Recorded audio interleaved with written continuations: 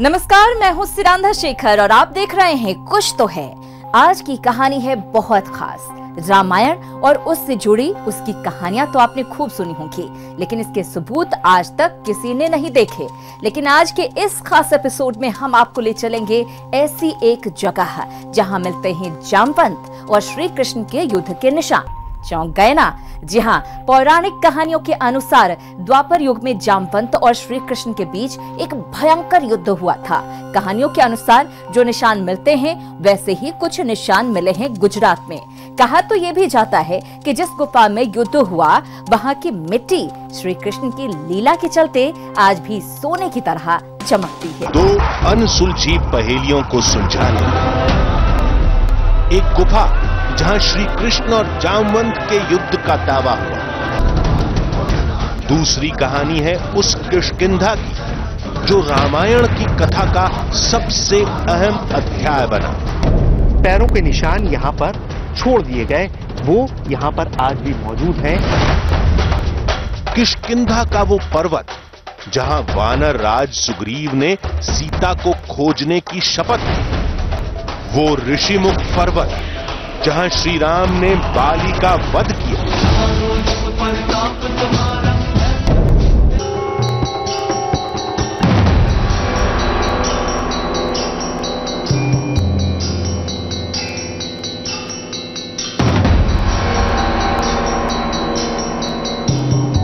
आम लोगों के पूजा पाठ के लिए जाम्बूवंती गुफा का केवल एक छोटा हिस्सा खुला रहता है।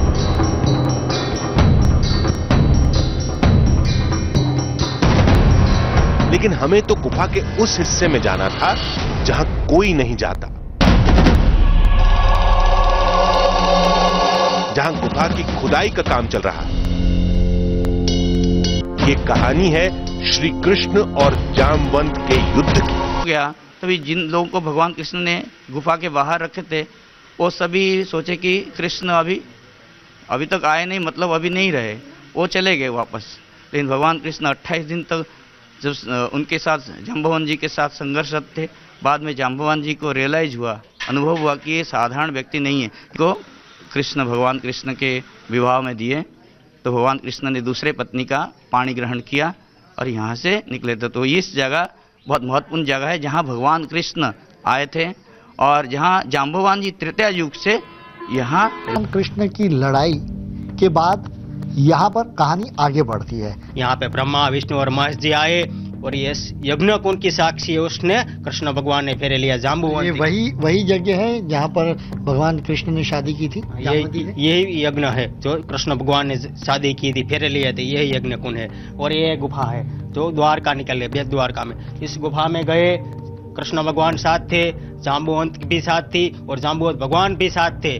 वो जाते हैं द्वारका में, जाते हैं सत्रादित राजा के पास, क्योंकि सत्रादित राजा ने उस पर आरोप डाला था ना भगवान पे। तो आप देख सकते हैं कि ये जिस तरीके से धर्मदास जी ने बताया कि यही वो कुंड है, यज्ञ कुंड है, जहाँ पर जो तस्वीर में मेरे पीछे जो आप देख रहे हैं कि भगवान कृष्ण को जामवंती के साथ शादी हुई और इसी के बाद, शादी के बाद जो सामने जो गुफा दिख रही है, उसी गुफा के जरिए भगवान कृष्ण जामवंती को लेकर यहाँ से द्वारकाधीश गए। दावे के मुताबिक पौराणिक काल में इस गुफा के दो बड़े रास्ते थे। एक रास्ता जूनागढ़ जाता था और दूसरा कृष्ण की नगरी द्वारका तक। उन रास्तों की तलाश में जाम्बूवंती गुफा में आज भी खुदाई का काम चल रहा है। लेकिन भूकंप की वजह से कई गुफाएं बंद हो चुकी हैं। जब युद्ध खत्म हुआ जामवंत और भगवान कृष्ण के बीच में, और भगवान कृष्ण को वापस जाना था द्वारिका, और अगर वो जिस रास्ते से आए थे उसी रास्ते अगर वापस जाते तो 9 महीने तक का वक्त लग सकता था, उससे ज्यादा समय लग सकता था। ऐसे में उन्होंने जामवंत से पूछा कि कोई ऐसा रास्ता वो दिखाए जिसके चलते वो सीधे द्वारका जल्दी जा सके। तो ये वही गुफा जो आप अभी जो खुदाई या मिट्टी बाहर निकाली जा रही है, इसी गुफा के जरिए भगवान द्वारका नगरी पहुंचे थे।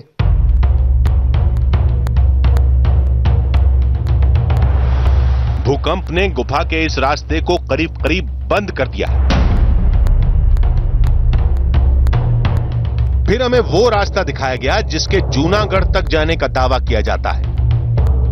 इस रास्ते को लेकर कोई कहानी तो नहीं है, लेकिन खुदाई में कठिनाई की वजह से फिलहाल काम बंद पड़ा था। एक अनुमान के मुताबिक रामायण काल 7 से 8,000 साल और महाभारत काल 5,000 साल पुराना माना जाता है, जबकि वैज्ञानिक शोध कहता है कि यह गुफा करीब 1 करोड़ साल पुरानी है।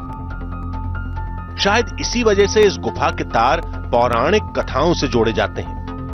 इसको देखते हुए यही कहा जा सकता है कि गुफा से जुड़ी जामवंत की कहानी भले ही फसाना हो, लेकिन ये गुफा एक हकीकत है। रामायण में किष्किंधा का जिक्र बार बार हुआ है। यहीं पर राम और हनुमान की पहली मुलाकात भी हुई और बलि और सुग्रीव के बीच युद्ध भी यहीं हुआ था। माना यह भी जाता है कि यहाँ रामायण की कुछ निशानियां मिलती हैं, खासकर एक पर्वत जिसे रामायण काल का माना जाता है।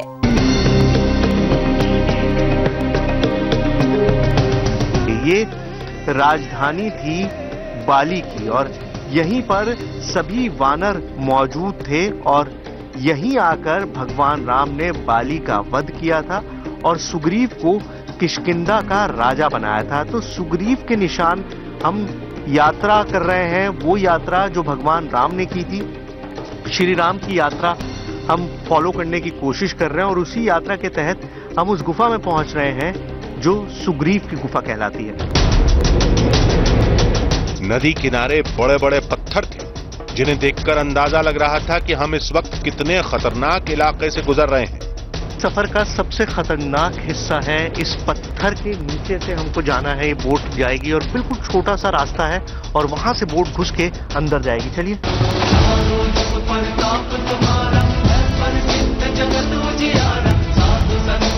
बड़े पत्थरों के बीच से निकलते ही हमारा सामना तुंगभद्रा नदी के तेज बहाव से हुआ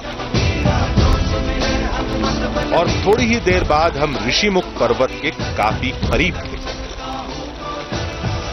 1 घंटा हमको लगा है वहां से यहां तक पहुंचने में और यहां से आगे का पैदल का सफर है सुग्रीव की उस गुफा तक, जिसके बारे में कहा जाता है कि भगवान राम और सुग्रीव की सबसे पहले मुलाकात वहीं पर हुई थी और वहां पर सीता जी से जुड़े भी कुछ बहुत महत्वपूर्ण साक्ष्य मौजूद हैं। क्या है वो, आइए आपको दिखाते हैं। ऋषिमुख पर्वत पहुंचकर हम सुग्रीव की गुफा की तरफ बढ़े। रास्ते में कुछ अजीब सी पहाड़ियां दिखाई दी, जो बाकी पहाड़ियों से काफी अलग थी। इन पत्थरों को देखिए, ऐसा लगता है जैसे किसी ने तोड़ के डाल दिया हो या इस तरह से जैसे कोई इन पर किसी ने कुचलने की कोशिश की हो और ये पत्थर यहाँ पर पड़े हुए हैं, चारों तरफ बिखरे हुए हैं, बड़े बड़े पत्थर हैं और ऐसा लगता है जैसे उंगली के इशारे पर ये सारे पत्थर टिके हुए हैं। अब मैं आपको बताऊं, अगर साइंटिफिकली वैज्ञानिक तौर पर आप इसे देखेंगे तो इस पूरे इलाके को धारवार क्रेटॉन से जोड़ के देखा जाता है। क्रेटॉन वो जगह होती है जो सदियों से या यूं कहूं कि युगों से जिसमें कोई बदलाव नहीं हुआ, वैसी की वैसी है जैसे वो कई युगों पहले थी। लेकिन यहां पर मान्यता यह है कि पत्थरों के छोटे छोटे टुकड़े इसलिए बने क्योंकि बाली और सुग्रीव में लगातार लड़ाई चली, द्वंद्व चलता था, मल्ल युद्ध होता था और उनकी इस तकरार में इन पहाड़ों का ये हाल हो गया। पत्थर पत्थर, रेजा रेजा बिखर गए। अगर दावे पर यकीन किया जाए तो ये वही जगह है। थोड़ी देर बाद हम सुग्रीव की गुफा के सामने थे। इस जगह को हमने ध्यान से देखा। दावा किया जाता है कि रामायण में इसी जगह पर सुग्रीव अपने सिपाही सलारों के साथ बैठक किया करते थे। पूरी रामायण की एक अहम कड़ी इस जगह से जुड़ती है। सुग्रीव की गुफा है यहाँ इन कंदराओं के बीच, इन पहाड़ों के बीच। अब मैं आपको बताऊं, यहाँ से अंदर जाने का रास्ता था और मान्यता यह है कि अंदर बहुत गहरी गुफा है, अंदर बहुत बड़ा रास्ता है जहाँ पे अंदर पूरा एक हॉल था जहाँ पे सुग्रीव रहा करता था।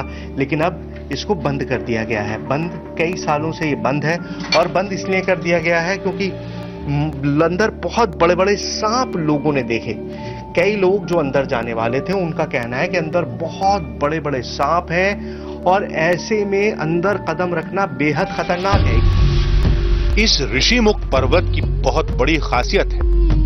रामायण के मुताबिक सीता जी कभी किष्किंधा नहीं आई थी।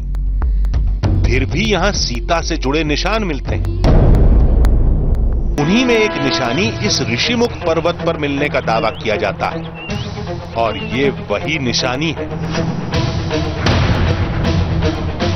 आप ये पत्थर में देखिए, इस काले ग्रेनाइट पत्थर पर आपको ये व्हाइट लाइंस दिखाई दे रही हैं, काफी दूर तक जाती हैं, उस गुफा तक जाती हैं और फिर उस गुफा से वापस काफी पीछे तक जाती हैं। मान्यता ये है, माना ये जाता है कि जब रावण हरण करके ले जा रहा था सीता का, तो उस वक्त उनकी कोशिश थी कि किसी भी तरह से वो इम्बॉस हो गया, इम्प्रिंट हो गया जमीन पर। तो ये निशान आप देखिए, ये पूरी एक पट्टी आप देखिए। आपने पत्थर में कभी भी इतना सीधा निशान नहीं देखा होगा, पत्थर टेढ़े मेढ़े होते हैं, जिगजैग होते हैं, लेकिन ये बिल्कुल ऐसा लगता है जैसे किसी साड़ी के पल्लू का फॉल है। आप साड़ी अगर जानते होंगे, पहनते होंगे, खरीदते होंगे, तो ये अंदाजा होगा कि इसी तरह के बॉर्डर्स, इसी तरह के पल्लू बनाए जाते हैं और वो पूरा पल्लू यहाँ पर मौजूद है। ऋषिमुख पर्वत पर रामायण से जुड़ी एक नहीं बल्कि कई निशानियों के मिलने का दावा किया जाता है, जिनमें सबसे अहम है ये 2 जोड़ी पैरों के निशान। अब हमारी नजर पड़ी अभी इन पैरों के 2 निशान पर। आप ये देखिए, पत्थर में ये 2 निशान बने हुए हैं, ये थोड़ा सा बड़ा है और ये थोड़ा सा छोटा है। 2 पैर हैं, पैरों के निशान यहाँ पर साफ आप देख सकते हैं कि पैरों के निशान हैं, इंसानी पैरों के निशान हैं। क्या है ये, इसके बारे में लोग बहुत कम जानते हैं। लोगों का ये कहना है कि ये पहले एक पत्थर से दबा हुआ था और फिर जब पानी का बहाव इस तरफ आया तो वो पत्थर हट गया और अब कुछ साल पहले ये पैरों के निशान दिखाई दिए हैं।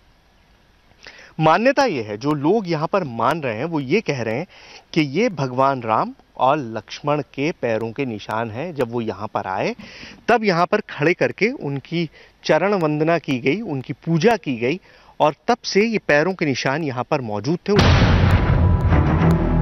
किष्किंधा की हर कहानी घूम फिरकर महाबली हनुमान से ही जुड़ती। ऋषिमुख पर्वत की एक खास बात और भी है कि यहाँ सीता से जुड़े तमाम निशान मिलते हैं, जबकि कहते हैं कि सीता यहाँ कभी आई ही नहीं। यही नहीं, यही एक गुफा भी है जिसे सुग्रीव की गुफा कहा जाता है, जहाँ सुग्रीव अपनी सेना के साथ बैठक करते थे और रहते भी थे।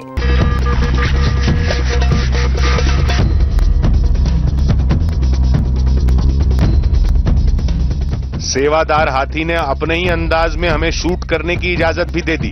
कुछ देर बाद किष्किंधा में हम उस जगह पर पहुंच गए जहां त्रेता युग में भगवान राम के रहने का दावा किया जाता है। श्री राम जय जय राम। दावा किया जाता है कि किष्किंधा में यही वो जगह है जहां श्री राम और लक्ष्मण ने बारिश के 4 महीने यानी चतुर्मास काटा था। कहते हैं रामायण काल में यहाँ गुफा थी, लेकिन आज यहाँ मंदिर है। मंदिर के अंदर एक गुफा है, उस गुफा के अंदर मीटिंग्स चलती थी, मुलाकात होती थी और 4 महीने जब इस पूरे इलाके में भयंकर बारिश होती थी तो भगवान राम और लक्ष्मण ने उसी गुफा में वो 4 महीने बिताए थे। आइए आपको दिखाते हैं। यहाँ की दीवारों पर पूरी राम कथा देखी जा सकती है। आप यहाँ पर बनी हुई इन मूर्तियों को, इन शिलाओं को देखेंगे तो ये पूरी कहानी, किष्किंधा कांड की जो पूरी कहानी है वो यहाँ पर कही गई है। किसी में आपको हनुमान दिखाई देंगे, किसी में आपको भगवान राम बैठे हुए दिखाई देंगे, कहीं पर आपको वानरों के साथ भगवान राम बातचीत करते हुए दिखाई देंगे, कहीं पर भगवान राम के सामने हनुमान खड़े हुए हैं और शायद वही जो निशान वो सीता से लेकर आए थे वो दिखाने की कोशिश कर रहे हैं।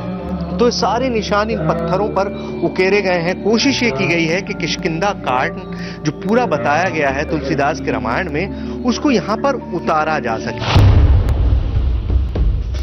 4 महीने का वक्त कम नहीं होता। दावे के मुताबिक अगर राम और लक्ष्मण ने यहाँ लंबा वक्त गुजारा होगा तो कुछ बुनियादी चीजों की जरूरत पड़ी होगी, जैसे पानी। माल्यवंत पर्वत की इतनी ऊंचाई पर पानी से भरा कुआं किसी आश्चर्य से कम नहीं। कहते हैं इस कुएं को लक्ष्मण ने एक बाण चलाकर बनाया था। जाहिर है जहां पर इतनी पथरीली जमीन होगी वहां पे पानी का नामो निशान नहीं होगा और यहाँ पर पानी नहीं था। और जब श्री राम और लक्ष्मण यहाँ पर थे तो पानी की जरूरत हुई और जब पानी की जरूरत हुई तो लक्ष्मण ने एक तीर मारा और उस तीर का असर देखिए, पत्थर में से पानी अपने आप फूटने लगा। उस कुएं की तरह ही ये शिला भी रामायण के उसी वक्त के साथ जुड़ी है जब राम और लक्ष्मण यहाँ रुके थे। कहते हैं ये उसी गुफा का हिस्सा है जिसके नीचे कभी राम और लक्ष्मण रहा करते थे। गुफा को मंदिर की शक्ल दी गई, लेकिन उसके एक हिस्से को जस का तस छोड़ दिया गया। ये जो पत्थर आप सामने देख रहे हैं ये उसी शिला का हिस्सा है, उसी पटक शिला का हिस्सा है जिसके नीचे बैठकर भगवान राम ने चतुर्मास काटा। श्री राम और लक्ष्मण यहीं पर बैठे रहते थे। श्री राम जय जय राम। माल्यवंत पर्वत के सबसे ऊंचे हिस्से को राम झरोखा कहते हैं। यहाँ से किष्किंधा का कोना कोना नजर आता है।